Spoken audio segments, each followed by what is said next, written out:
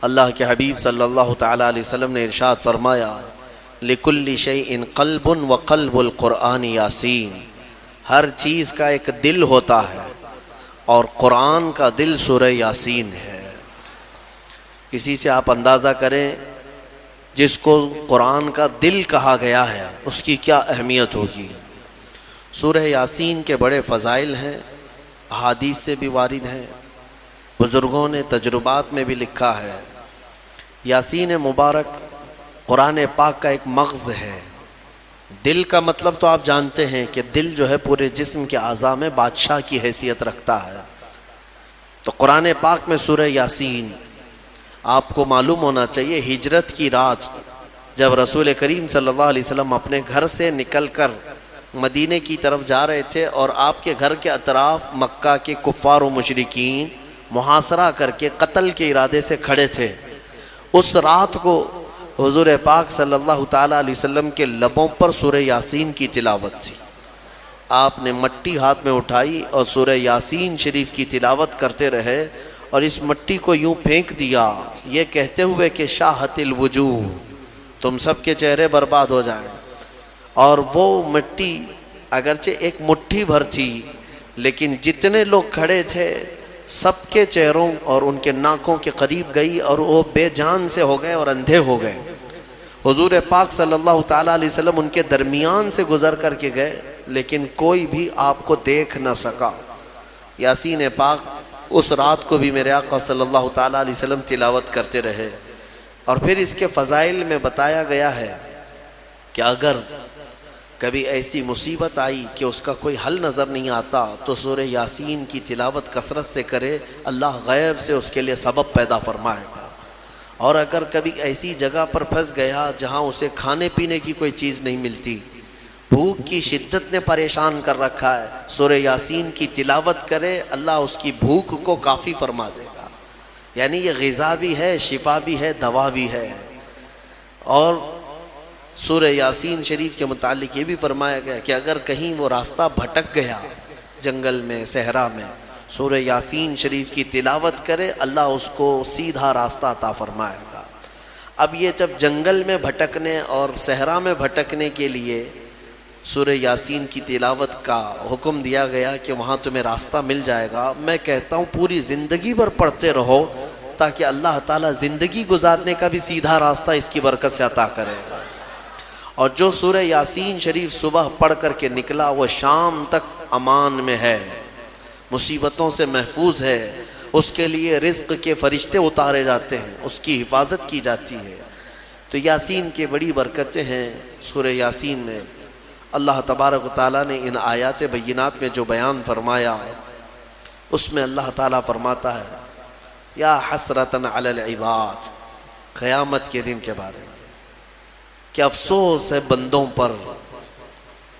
پر، وہ بندے افسوس کریں گے، ما یاتیہم من رسول الا کانوا بہ مستہزئین، یعنی جب کبھی ان کے پاس کوئی رسول آتا تو اس کا مذاق اڑاتے تھے، مذاق کرتے تھے رسولوں کے ساتھ، نبیوں کے ساتھ۔ ان لوگوں کی جو حشر ہوں گے نا وہ بہت سخت ہیں، قیامت کے دن بہت زیادہ سخت ان کے ساتھ معاملات ہوں گے۔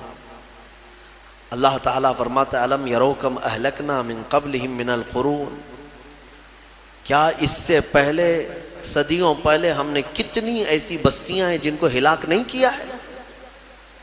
بہت سارے لوگ رسولوں کا اور نبیوں کا مذاق کرنے کی وجہ سے ہلاک و برباد ہو گئے، ختم ہو گئے۔ پھر اللہ تبارک و تعالیٰ فرماتا ہے کہ عبرت پکڑو اے لوگو، رسول جو آتے ہیں وہ تمہیں بظاہر اگر یوں دیکھتے ہیں کہ وہ پیوند لگے کپڑے پہنتے ہیں، چھوٹے سے گھر میں رہتے ہیں، چھوٹی چھوٹی غذائیں کھاتے ہیں یا فاقہ کشی کرتے ہیں، تو اس کا مطلب یہ نہیں کہ وہ رسول یا نبی مجبور ہوتے ہیں، وہ تو فقر کو پسند کرتے ہیں اللہ کی بارگاہ میں۔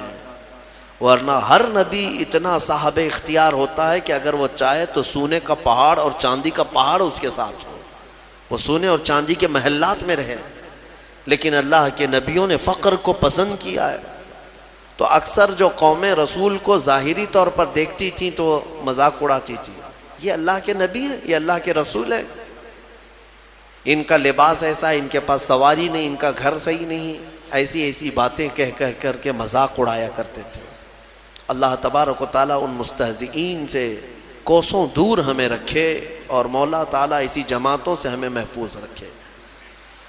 اور قرآن پاک میں اللہ تعالیٰ یہ بھی فرماتا ہے، قیامت کے دن محشر کے میدان میں یہ کہا جائے گا وَامْتَازُوا الْيَوْمَ أَيُّهَا الْمُجْرِمُونَ،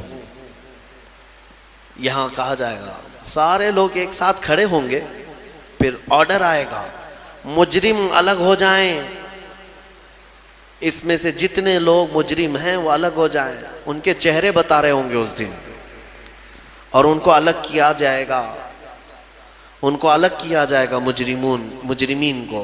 کس بات کے مجرم؟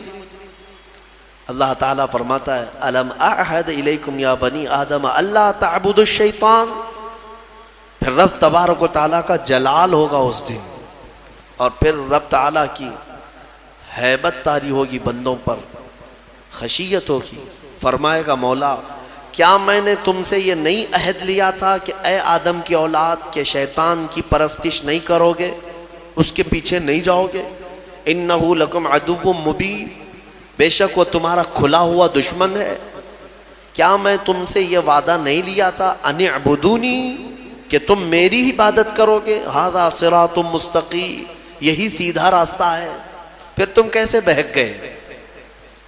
یہ جتنے غیر اللہ کی عبادت کرتے ہیں سب کے سب اس دن الگ کیے جائیں گے، سب کے سب الگ، کفار و مشرکین جو بھی اللہ کے سوا عبادت کرتے تھے قیامت کے دن سب کو ایک طرف کر دیا جائے گا، اور رب تبارک و تعالیٰ ان سے فرمائے گا کیا میں نے تم سے یہ وعدہ نہیں لیا تھا کہ دنیا میں جاؤ گے تو میری عبادت کرو گے، شیطان کی پرستش نہیں کرو گے؟ پھر اللہ تعالیٰ فرماتا افلم تکونوا تعقلون، کیا تمہیں عقل بھی نہیں تھی؟ کیا تم عقل نہیں رکھتے تھے؟ سچ بات ہے میرے عزیزو، عقل رکھنے والا یہ چھوٹی چھوٹی چیزوں کو خدا کیسے بنا لیتا ہے۔ خدا کا جو تصور ہے وہ دنیا میں سب سے بڑا ہونے کا تصور ہے، بھلا چوہا کیسے خدا بن گیا؟ ایک چھوٹی سی مٹی وہ کیسے خدا بن گئی؟ جس کو تم ہاتھوں سے گوندتے ہو، پیروں سے کھندلتے ہو، پھر وہ تمہارا خدا کیسے بن گیا؟ افلم تکونوا تعقلون، اللہ فرماتا ہے کیا تم عقل نہیں رکھتے، عقل سے کام نہیں لیتے؟ خدا کا جو تصور ہے وہ ایسا ہونا چاہیے کہ اس سے بڑا کوئی نہ ہو، دنیا میں اس سے بڑی طاقت کسی کی نہیں، وہ اللہ جس کے بارے میں ہم عقیدہ رکھتے ہیں کہ وہ قادر مطلق ہے، کسی کا محتاج نہیں، اور وہ سب سے بڑا ہے، سب سے بڑی طاقت والا ہے، یہ ہمارا عقیدہ ہے نا۔ اور جو اس عقیدے کو چھوڑ کر چھوٹی چھوٹی چیزوں کی پوجا میں لگ گئے، پرستش میں لگ گئے، عبادت میں لگ گئے، ان کے بارے میں سوال ہو رہا ہے قیامت کے دن عقل ہے یا نہیں ہے تمہاری؟ عقل سے کام لیتے ہو کہ نہیں؟ حتیٰ کہ میں آپ کو بتاؤں مصر کی سرزمین میں ہم جب رہتے، وہاں کے لوگوں نے اس طرح کی پتھروں کی عبادت یا دوسروں کی عبادت انہوں نے دیکھا نہیں، ماحول پورا اسلامی ہے، بچپن سے مسجدوں کو دیکھا، اللہ کی عبادت۔ وہاں دو ہی قومیں ہیں، یا مسلمان ہیں یا عیسائی ہیں۔ عیسائی بھی جو ہے خدا کی عبادت کرتے ہیں، یہ اور بات ہے کہ وہ عیسیٰ علیہ السلام اور حضرت بی بی مریم کو شریک کرتے ہیں، لیکن وہ بھی خدا کو مانتے ہیں، کتاب ان کے پاس بھی ہے، مسلمان ہیں، دو ہی کمیونٹی وہاں پر پائی جاتی ہے۔ تو کبھی کبھار کوئی عام آدمی بھی عرب کا ٹیکسی چلانے والا ہم سے حالات پوچھتا تھا ہندوستان کے، اور پھر یہاں کے بارے میں جب ان کو معلوم ہوتا ہے کہ درخت، پتھر، مٹی، بلی، چوہا، ساری چیزیں عبادت کے لائق سمجھی جاتی ہیں، تو ایک منٹ کے لیے شاک ہو کر رک جاتے تھے، اور پہلا ان کا سوال یہ ہوتا تھا ما عندہم مخ، سب سے پہلا یہی سوال کرتے کیا ان لوگوں کے پاس کھوپڑی نہیں ہے؟ کھوپڑی ہے یا نہیں ہے؟ تو یعنی ایک عقل رکھنے والے کے لیے تعجب کی ہی بات ہے کہ میرے سے کمزور میرا خدا کیسے ہو گیا، جس کو میں جب اٹھا رہا ہوں۔ ایک صحابی ہے، حضور پاک صلی اللہ تعالیٰ علیہ وسلم کی بارگاہ میں آئے اور کہتے ہیں یا رسول اللہ صلی اللہ علیہ وسلم، زمانے جاہلیت کے جب آپ ایمان نہیں لائے تھے کچھ کام ایسے ہیں، ایک کام مجھے یاد آتا ہے تو بہت روتا ہوں، اور ایک کام ایسا ہے وہ یاد کرتا ہوں تو ہنستا ہوں۔ حضور پاک صلی اللہ علیہ وسلم نے پوچھا وہ کون سے؟ کہا زمانے جاہلیت میں جس کام پر مجھے رونا آتا ہے وہ یہ ہے کہ ہمارے گھر بیٹیاں پیدا ہوتی تو ہم گلا مروڑ کر دفن کر دیتے تھے، اپنے ہاتھوں سے مارتے تھے اور زندہ دفن کر کے آ جاتے تھے۔ آج مجھے اس کام پر بڑا افسوس ہوتا ہے، روتا ہوں۔ ایک ایک نے 5 بیٹیاں دفن کی ہیں، اپنے ہی گھر میں پیدا ہونے والی بچیوں۔ کہتے ہیں یہ کام یاد آتا ہے زمانے جاہلیت کا تو بڑا رونا آتا ہے، اور کہتے ہیں پھر ہنسی کس بات پر آتی ہے؟ وہ کہتے ہیں ہم زمانے جاہلیت میں ہمارے جو خدا ہوتے تھے آٹے کے خدا ہم بناتے تھے جب کبھی سفر میں جانا ہوتا تھا، اور ہر ایک کا الگ، ہوا کا الگ تھا، بارش کا الگ تھا، دھوپ کا الگ تھا، زمین کا الگ، آسمان کا الگ، بیماریوں سے صحیح کرنے والا الگ، سب کے الگ الگ تھے۔ تو ہم وہ آٹے کے بنا کر کے سفر میں لے کر کے چلتے تھے کہ سفر میں ہمارے ساتھ رہے گا ہمارا یہ خدا، اور اس کی عبادت بھی کرتے تھے۔ اور وہ صحابی کہتے ہیں لیکن بیچ میں کبھی غلہ اناج ختم ہوتا تو کبھی اس کا ہاتھ توڑ کے کھاتے تھے، کبھی پیر توڑ کے بھون کے کھاتے تھے۔ تو یعنی اپنے ہی خدا کو ہم جو ہے ادھر سے ادھر سے توڑ کر کے پکا کر کے کھاتے تھے۔ آج مجھے اس بات پر افسوس ہوتا ہے، ہنسی بھی آتی ہے کہ عقل کے بغیر کیسے کام کرتے تھے۔ بہرحال قرآن یہ سوال کرتا ہے افلم تکونوا تعقلون، کیا تم لوگوں کو عقل نہیں ہے، عقل نہیں رکھتے تھے؟ پھر اللہ فرماتا ہے ہذہ جہنم التی کنتم توعدون، یہ وہی دوزخ ہے جس کا تم کو وعدہ کیا گیا تھا، آؤ اس میں۔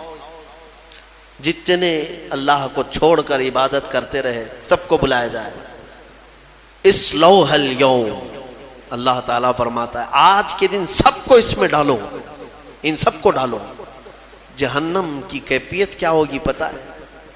جہنم اس دن پکڑ کر کے لائی جا رہی ہوگی، فرشتے اس کو لا رہے ہوں گے۔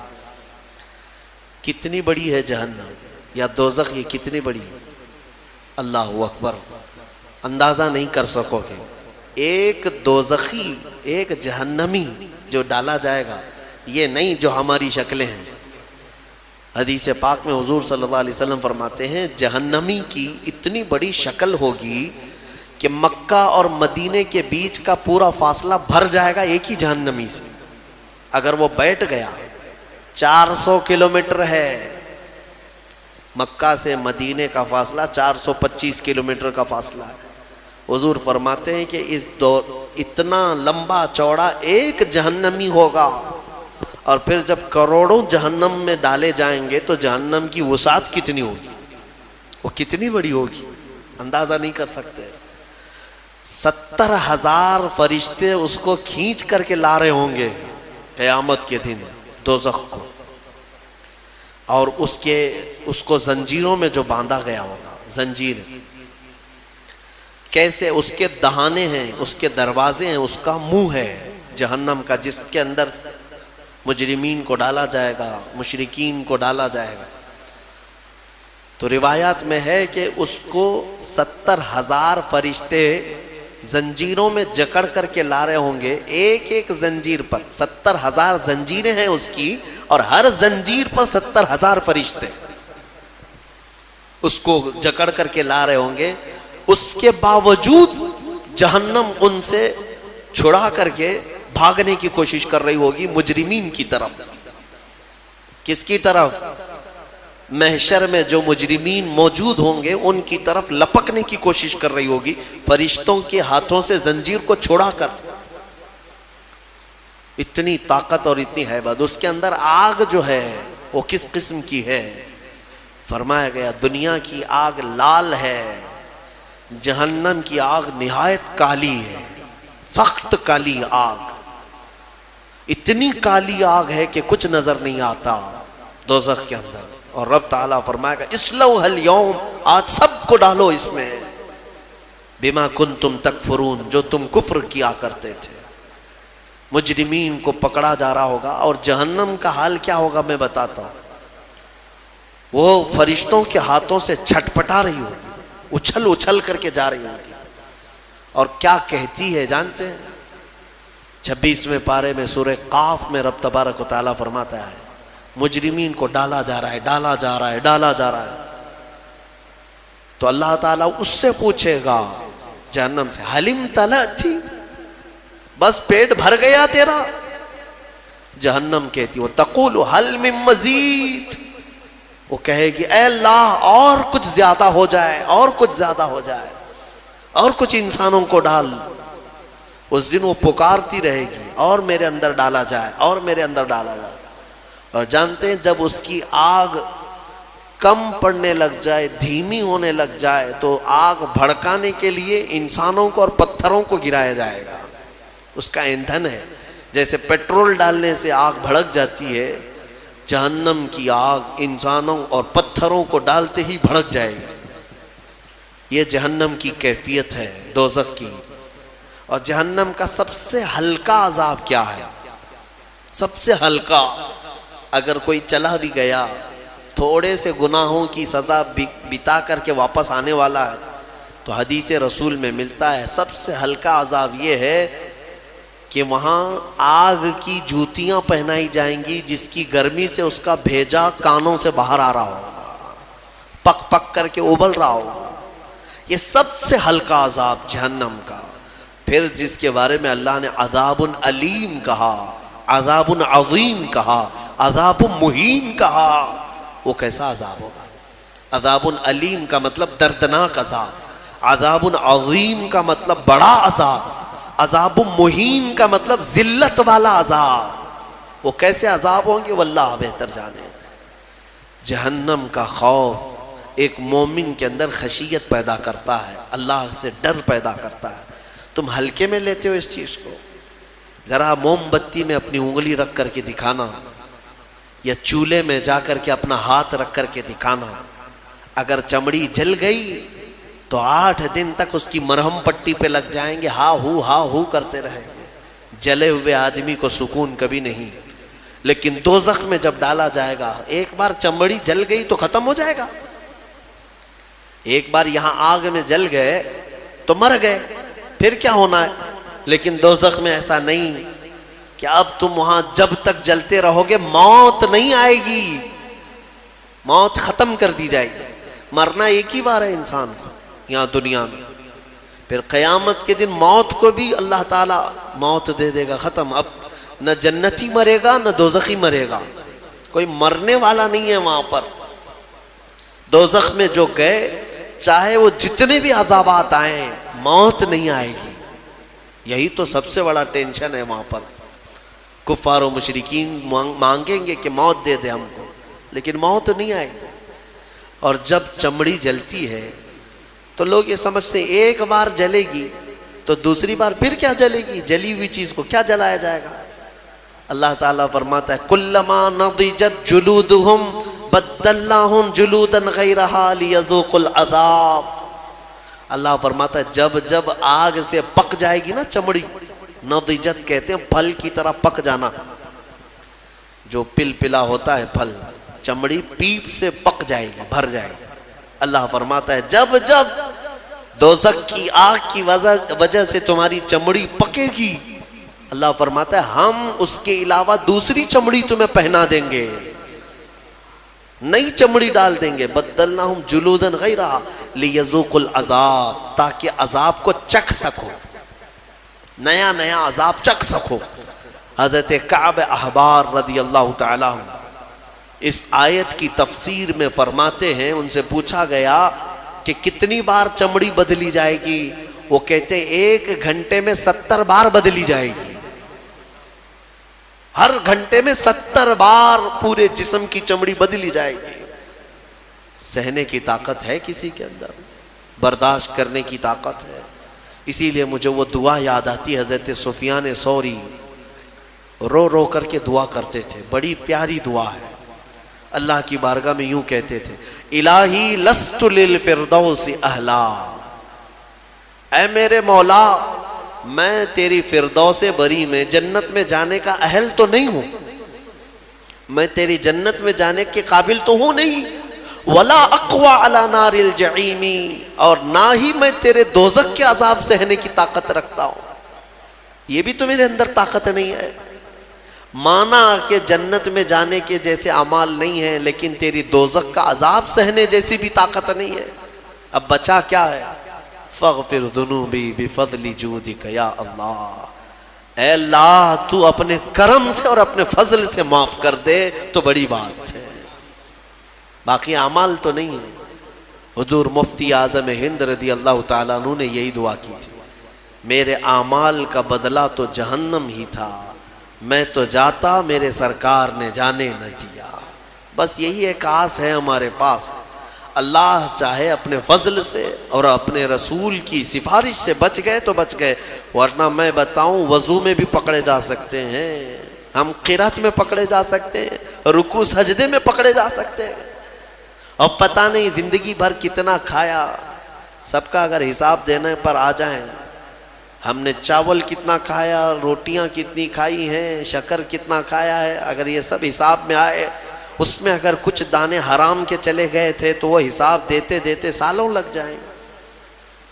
ہمارے پاس حساب جیسی چیز نہیں ہے میرے عزیزوں، اسی لیے وقت کا مجدد بریلی کا امام، جن کے پاس عبادت کے ذخیرے ہیں، پھر بھی اللہ کی بارگاہ میں روتے ہوئے یوں کہتے ہیں کہ کریم اپنے کرم کا صدقہ، لئیم بے قدر کو نہ شرما، تو اور رضا سے حساب لینا، رضا بھی کوئی حساب میں ہے؟ تو اے اللہ تو اتنی بڑی شان کا مالک، تو اور رضا سے حساب لینا، رضا بھی کوئی حساب میں ہے؟ اسی لیے اللہ تبارک و تعالیٰ کے فضل کی طرف، اس کے رحم کی طرف توجہ لگائے رکھو۔ سورہ یاسین میں مولا تبارک و تعالیٰ نے جو فرمایا، رونگٹے کھڑے ہو جاتے ہیں۔ آگے کی آیتیں اللہ فرماتا ہے الیوم نختم علی افواہہم، آج کے دن ہم تمہارے منہ پر مہر لگا دیں گے، مہر لگا دیں گے۔ اس کا ترجمہ یہی ہے۔ اور رب تعالیٰ فرماتا ہے وَتَشْهَدُ أَرْجُلُهُمْ بِمَا كَانُوا يَكْسِبُونَ، تمہارے پیر گواہی دیں گے تم کیا کیا کرتے تھے۔ اللہ تعالیٰ فرماتا ہے کہ ہم منہ پر مہر لگا دیں گے، سب بند، جھوٹ بولنے کی عادت ہے، ہیلے بہانے کرنے کی عادت ہے، ادھر ادھر کی باتیں اڑانے کی عادت ہے۔ تم کیا بولو گے قیامت کے دن؟ تمہارے ہاتھوں سے کہا جائے گا بولو یہ کیا کیا کرتا تھا۔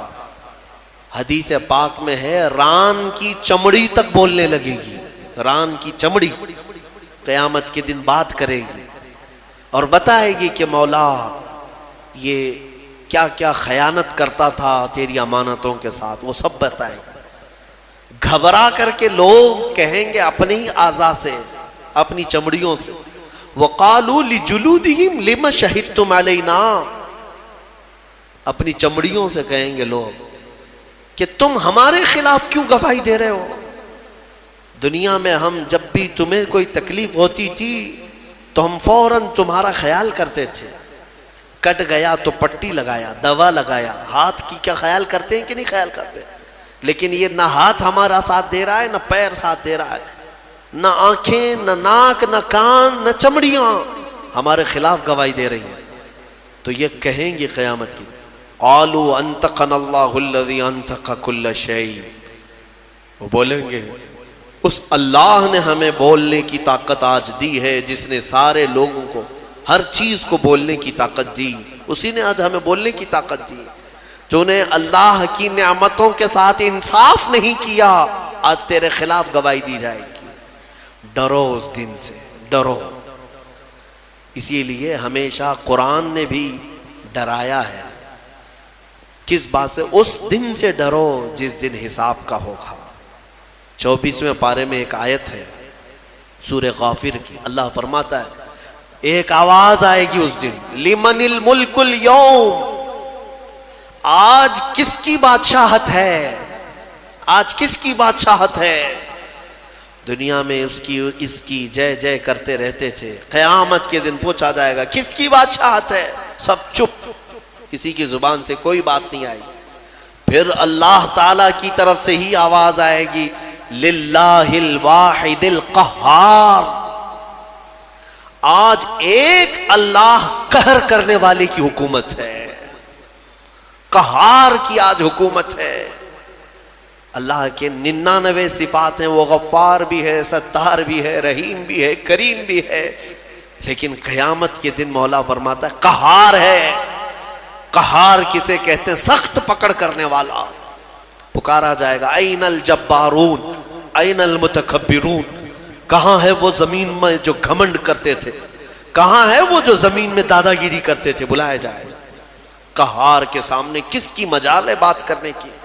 تمہیں پتا ہے اللہ کے نبیوں کا حال یہ ہوگا، موسیٰ علیہ السلام جو جلیل القدر پیغمبر ہیں وہ تک کانپ رہے ہوں گے وہاں پر اللہ کے جلال سے۔ آدم علیہ السلام سے لے کر عیسیٰ علیہ السلام تک انبیاء کرام کہیں گے آج ہمیں بات کرنے کی جرات نہیں ہے اللہ کی بارگاہ، نبیوں کی بات کر رہا ہوں۔ ماں و شما چھوڑو، تم کس کے اس کے بھروسے پہ بیٹھے ہو؟ نبیوں کا حال یہ ہے کہ ہم بات نہیں کر سکیں گے آج۔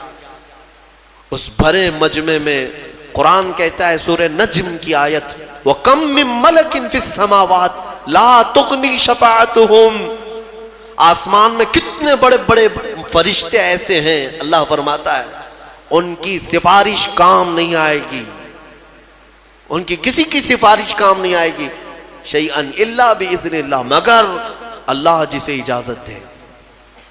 اس بھرے مجمع میں ڈر اور خوف ایسا ہے کہ ایک نبی بھی بولنے کو تیار نہیں، ایک فرشتہ بھی بات کرنے کو تیار نہیں۔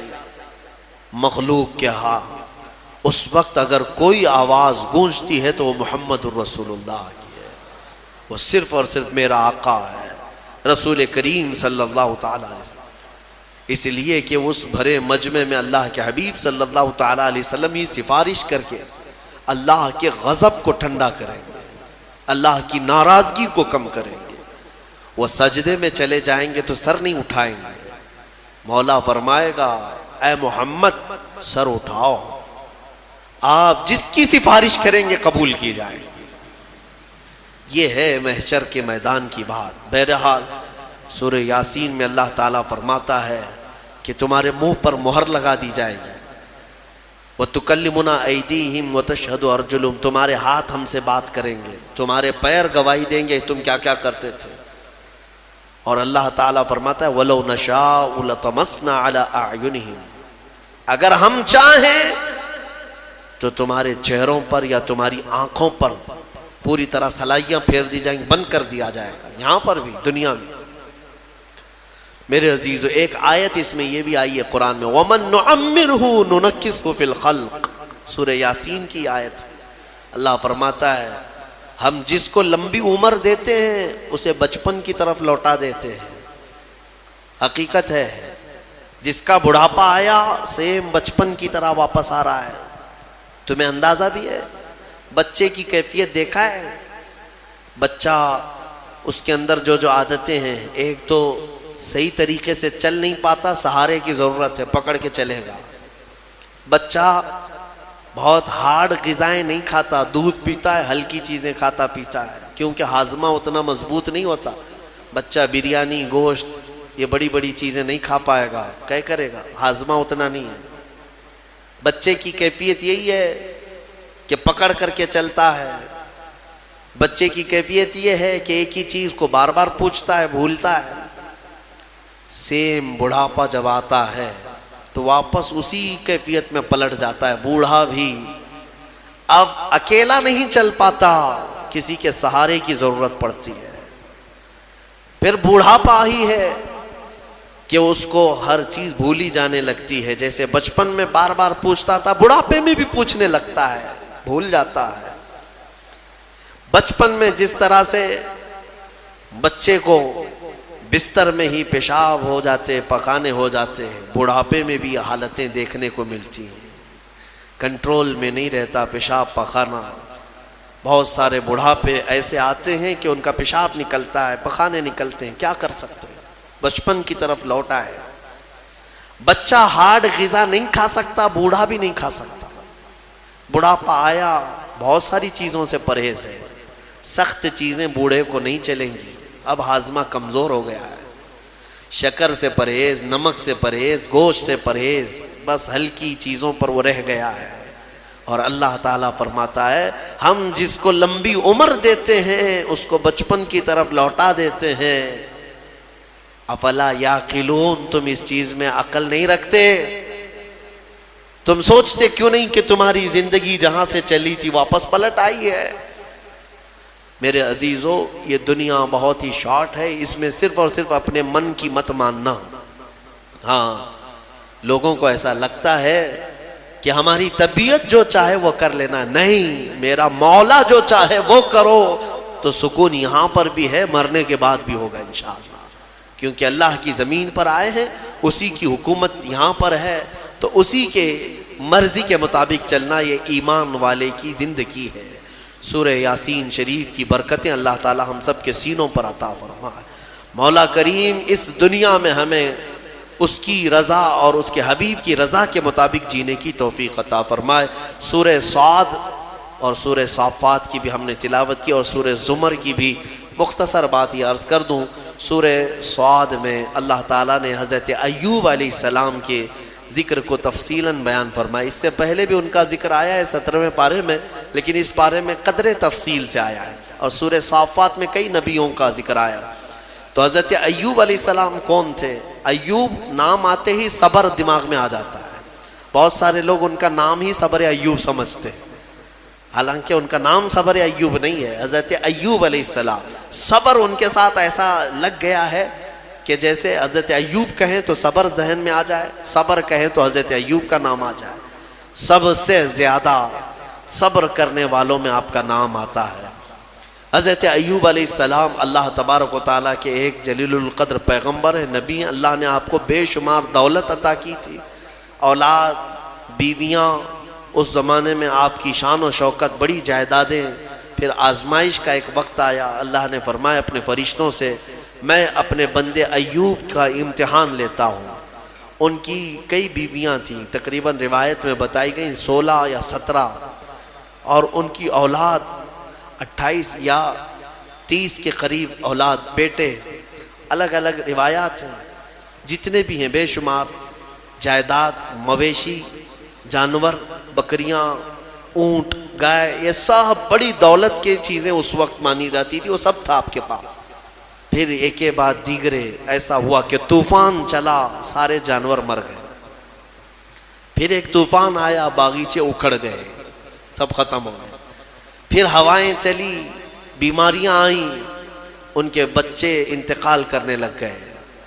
1 2 3 4 کرتے ہوئے جتنے بیٹے تھے سب انتقال کر گئے۔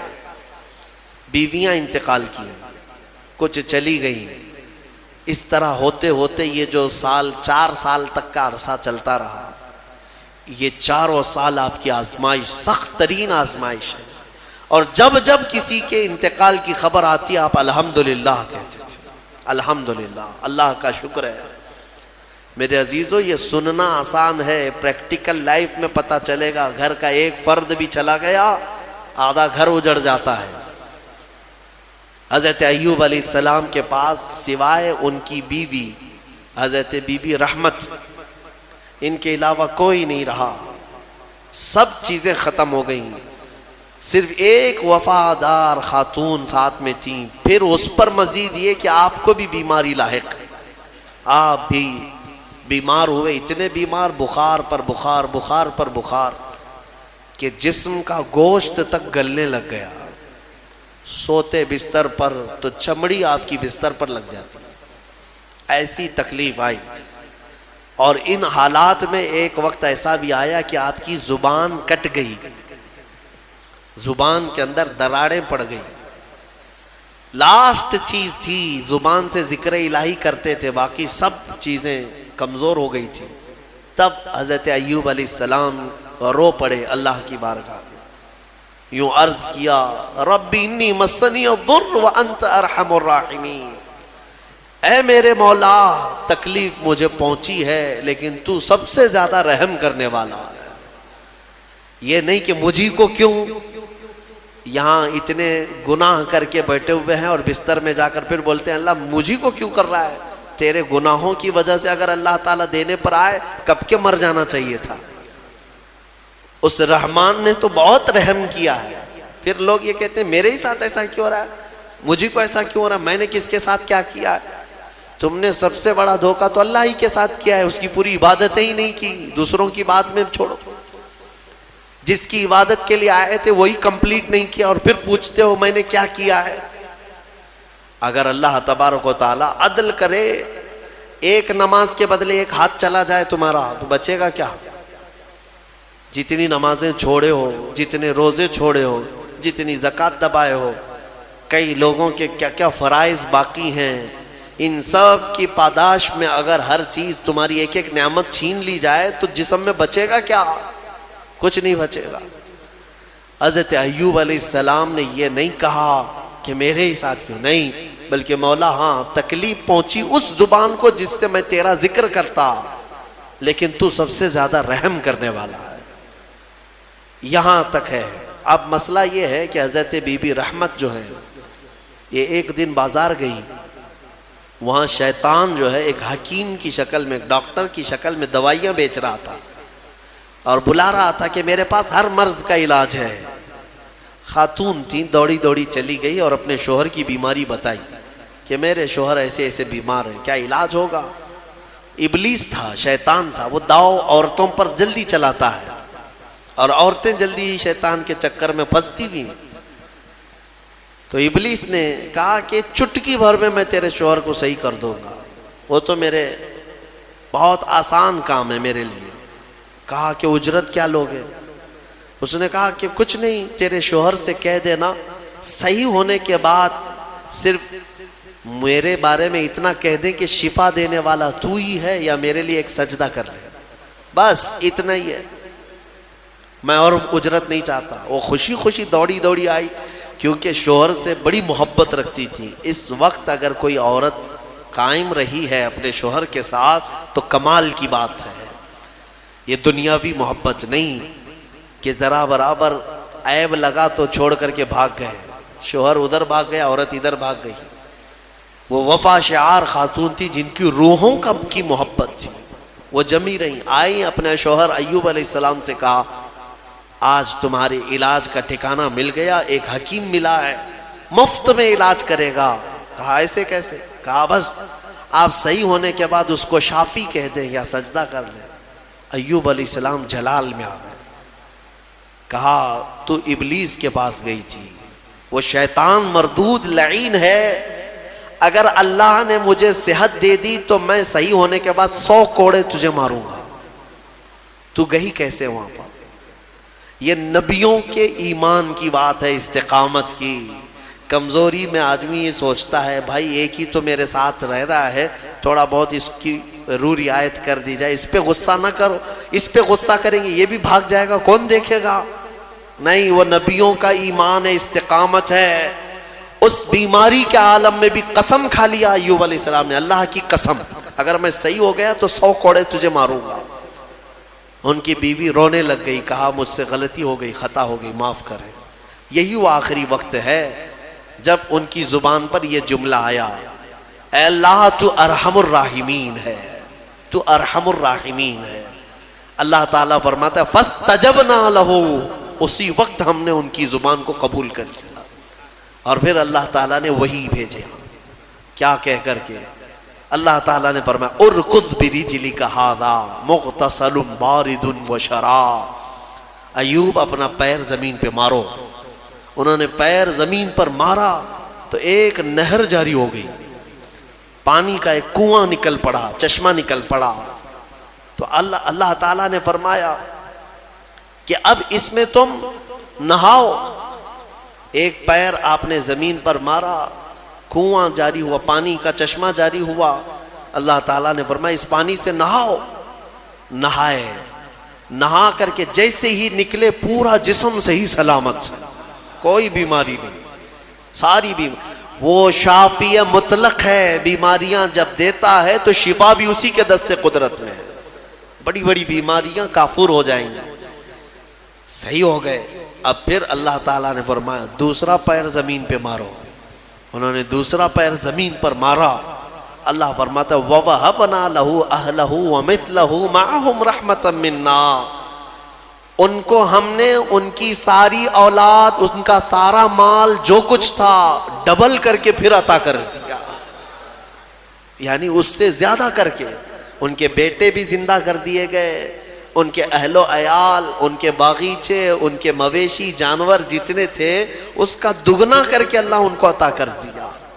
یہ امتحان کی گھڑی تھی، اس سے نکل گئے.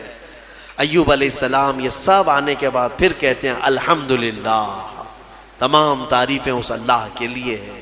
پھر اللہ تعالیٰ نے رحم فرمایا اس بی بی رحمت پر. وہ بھی آیت قرآن میں آئی ہے وَخُذْ بِيَدِكَ ضِغْثًا فَاضْرِبْ بِهِ وَلَا تَحْنَثْ، کیونکہ نبی نے قسم کھائی ہے. ہاں قسم جو ہے معمولی چیز نہیں ہے. تم صبح سے شام تک 100 قسمیں کھاتے رہتے ہو، ماں کی قسم، باپ کی قسم، ہاں خدا کی قسم، قرآن کی قسم، گلہ پکڑ پکڑ کر کے قسم. یہ کیا قسم ہے؟ قسم کا اندازہ بھی ہے تمہیں؟ ایک قسم توڑو گے اس کا کفارہ یہ ہے کہ 10 روزے رکھنے پڑیں گے. فَكَفَّارَةُ إِطْعَامُ 10 مثلا 10 مسکینوں کو کھانا کھلانا پڑے گا، یا پھر 3 روزے رکھنے پڑیں گے. ذَلِكَ كَفَّارَةُ أَيْمَانِكُمْ، تمہاری قسموں کا ایک کفارہ ہے. او کسوتہم او تحریر رقبہ فمن لم یجد فصیام 3 ایام. اللہ نے فرمایا یا تو ایک غلام آزاد کرو یا ان کو کپڑے پہناؤ 10 مسکینوں کو.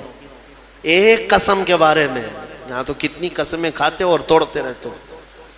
اور اللہ نے یہ بھی فرمایا ہے لا تجعلوا اللہ عرضۃ لایمانکم، تم اپنی قسموں کا نشانہ اللہ کو مت بناؤ، یہ گناہ ہے. اور حضور پاک صلی اللہ علیہ وسلم نے یہ بھی فرمایا منافق کی علامت ہے بات بات پر جھوٹی قسمیں کھاتا ہے. اللہ ایسی چیزوں سے بچائے. لیکن نبی نے قسم کھائی تھی تو وہ پورا کریں گے. 100 کوڑے مارنے کے لیے بیٹھ گئے اپنی بیوی کو کہ تو گئی تھی ابلیس کے پاس، میں قسم